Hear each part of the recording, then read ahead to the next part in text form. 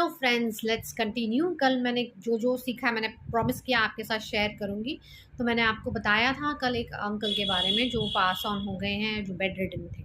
अब मोस्टली क्या होता है, बहुत जगह मैंने ये देखा है और अपने रिश्तेदारों में भी देखा है कि एक सर्टन एज के बाद, लेट्स से गवर्नमेंट एज का जब रिटायरमेंट आता है, 60 होता है, कहीं ना कहीं इंसान ना अपने आप को सोचने लग जाता है, दिमाग में डालने लग जाता है कि भाई अब मेरी एज हो गई।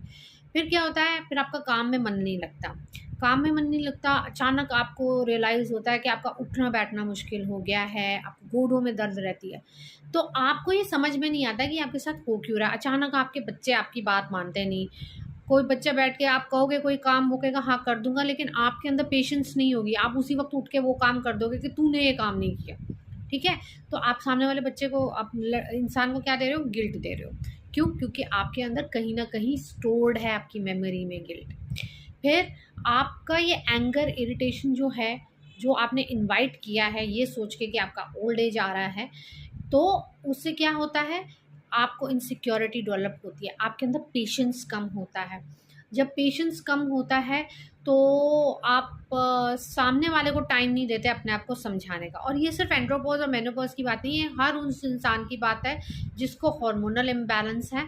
और मेजरली आजकल बच्चों में भी ये हार्मोनल इम्बैलेंस क्यों आ रहा है, क्योंकि जो मदर बन रहे हैं वो या तो लेट मदर बन रहे हैं, या फिर अगर वो अर्ली मदर भी बन रहे हैं तो उनकी सिचुएशन कुछ ऐसी है कि वो अपने फीटस को फीड करते हैं अपनी इरिटेशन, अपना एंगर, अपनी इनसिक्योरिटी, क्योंकि बच्चा अंदर है और आपकी सोच समझ क्या चल रही है। तो बैच फ्लावर का काम क्या है?